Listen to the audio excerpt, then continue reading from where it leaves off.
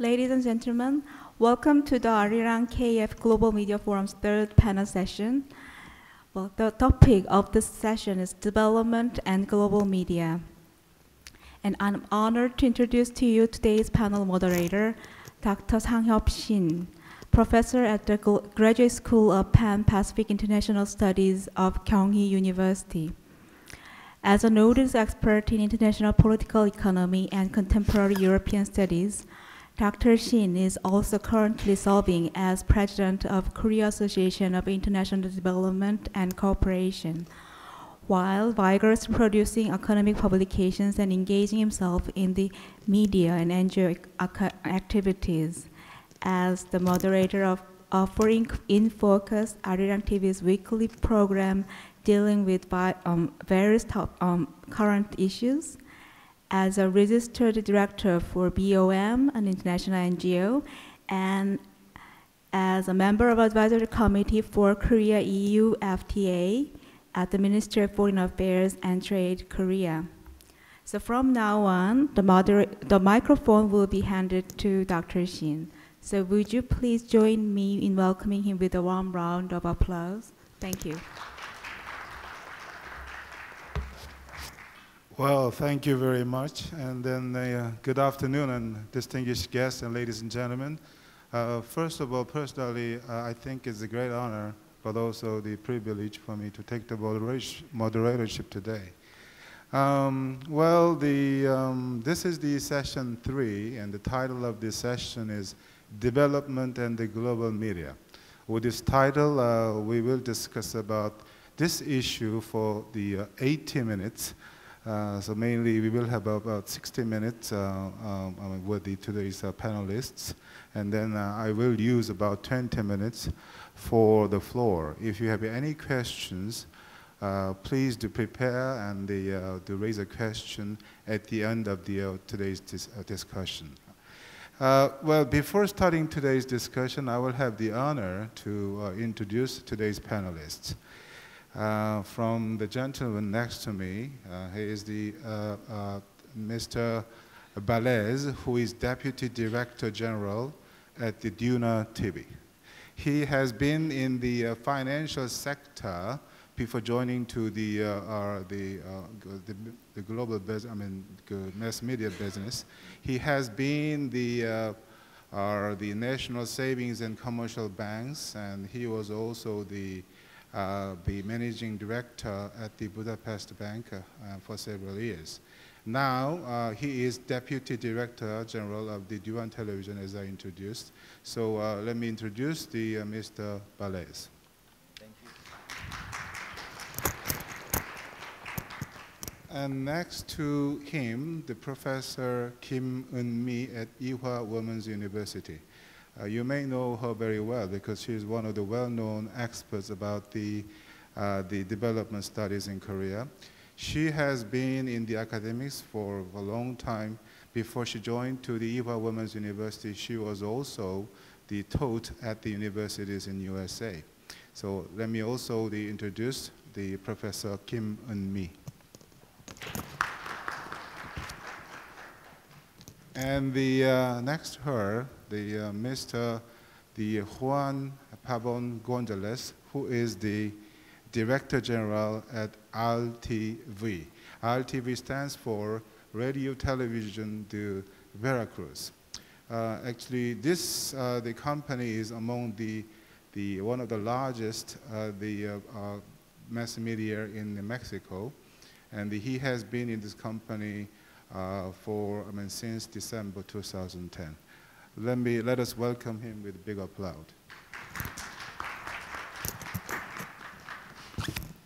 And next to him, His Excellency Mr. Ambassador of India to Korea, the Ambassador PRAKASH. How about my pronunciation? Is it correct? Perfect, yes. He has been in the foreign service since 1981, and he came to Korea for the ambassadorship on January 2012. So you have some idea about Korean life. Well, also next to him, the Mr. Manuel TEODORO, who is the Director of News and Caracol TV.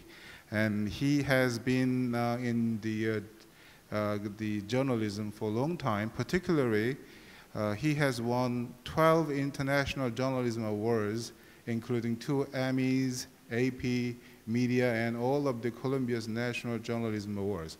Wow, it's really, really, you must be a very, very important person in your country. I know that. Anyway, welcome to our session. Why don't you welcome him with a big applause? Well, we have 80 minutes. So before starting the discussion with our panelists, let me very briefly explain what we are going to discuss at this session. As you know very well, since 2008, when the Lehman Brothers sparked the economic crisis in the USA, the global economy has been in bad shape. And particularly in 2010, one of the big economies in the world, and European countries, faced the financial crisis. Since that time on, there have been some up and downs, but we can say that still the global economy is in a bad shape. So in the middle of the financial crisis, worldwide financial crisis, we got one question, that is that which country will have more difficulties from the worldwide financial crisis? Developing countries, developed countries, or middle power countries? Well, based on the reports, based on the researches, we can say that among these groups of countries, well, the developing countries seem to be the #1 victim, or the nations which have the most difficulties among the all countries around the world.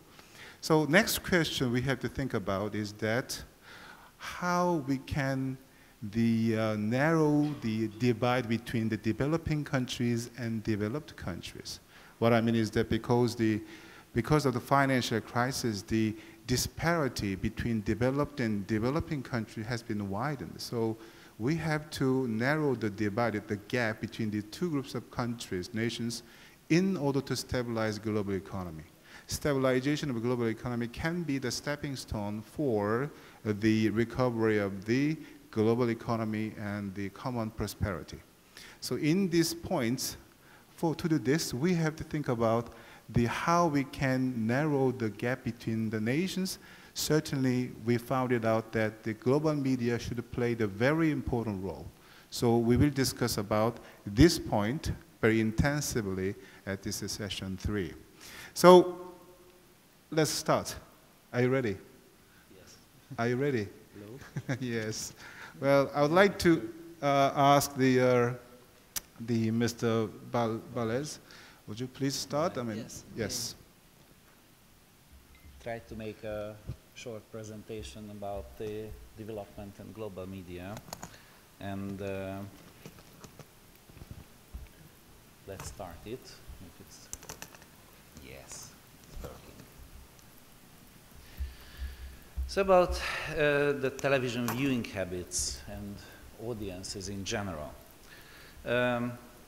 With the appearance and the multifunctional use of the internet, the life of television broadcasters had dramatically changed. And in that case, the opportunity for viewers to retrieve audiovisual contents at any time through the TV set or other receivers, they have this opportunity, and that's why thereby they are becoming independent from linear TV programs and using these TV offerings when it suits their individual interest and everyday life. So consumption has detached itself from the old linear television model, and consumers are demanding more to receive a program of their interest at the time and place which is most convenient for them. Social media technologies like Facebook and so on the viewers, the television viewers, can actively participate while watching programs, and they have the possibility to interact. The interactions viewed and responded to in real time by other viewers. So then these new technologies such as smartphones, tablets, laptops, desktops allow for these actions to occur anytime, anywhere, regardless of television airtimes. This process results a very competitive environment for broadcasters, and indeed public service media has to adapt in order to retain audiences. It's a big dilemma for the public service broadcasters. Now some figures. In 1 minute, 170 million emails are sent. About 700,000 requests happens in Google. Most 500,000 comments on Facebook, about 100,000 tweets on Twitter, and I think it's a dramatic thing. I think the 25 hours of video material posted on YouTube, and the next one is also a fantastic thing, that 13,000 applications downloaded. So you can imagine how fast and how dramatic changes are happening with the internet activity, and it influences, of course, the television viewing habits as well. Now the question is,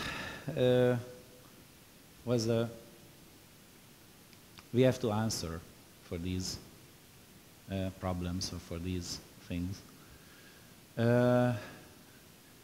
Firstly, how to define the public service. Public service is a very difficult to define. Public service, the broadcaster have tried to outline that what public service programs might actually be. And this question hasn't been fully answered up till now. Maybe we can discuss it.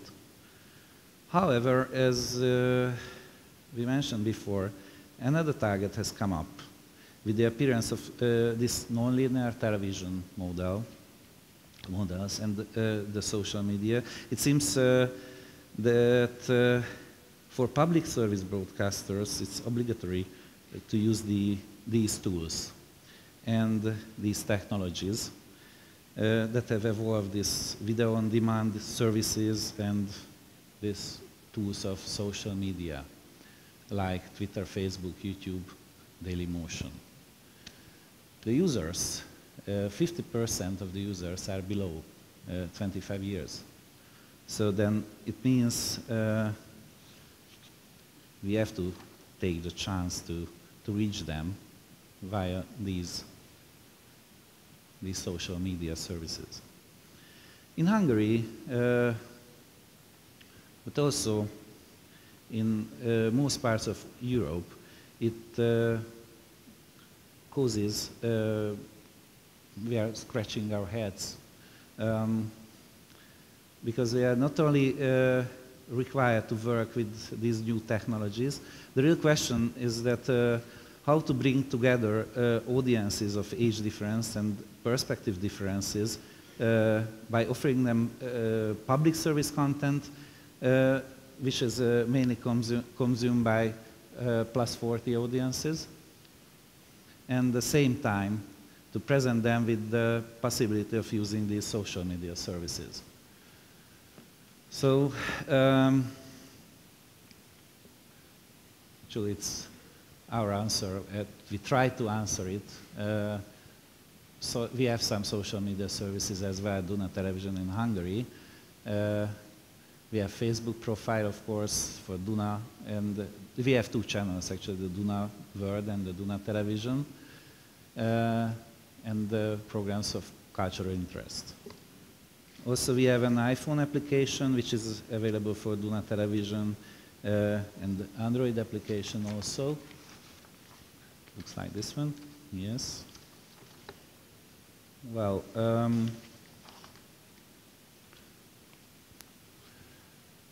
the question is what we expect. These standard requirements that urge public service broadcaster to take, these are standard requirements, which are we have to take steps to, and we have to open new horizons for new possibilities. What we expect, Duna Television expect of posting content onto the internet is a television that serves Hungarians outside the borders. About 5 million Hungarians are living outside the borders of the today borders of Hungary. Social media will help to open forums for people who have limited access to Hungarian news, information, culture. Via the internet, and we can make consumption interactive and involve audiences who were so far not able to connect the information on their origin, mother country, and their mother country language. In addition, social media services will open to reach second and third generation Hungarians who cannot speak their mother language already, who might not, but they have given the opportunity to connect to their roots via these accessible surfaces as well.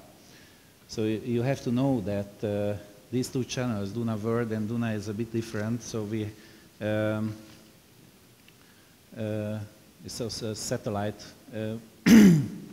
channels, and oops, and Duna is in the Carpathian, within the Carpathian Basin in Europe. We try to handle these territories, and Duna World is in South America, northern, in the United States, in Canada. You can reach it in Australia, New Zealand, and Israel, of course, where many Hungarians living. And so it's a premium channel, which is for those Hungarian citizens who left the country and went after the Hungarian Revolution, after the Second World War, and unfortunately many times in the 20th century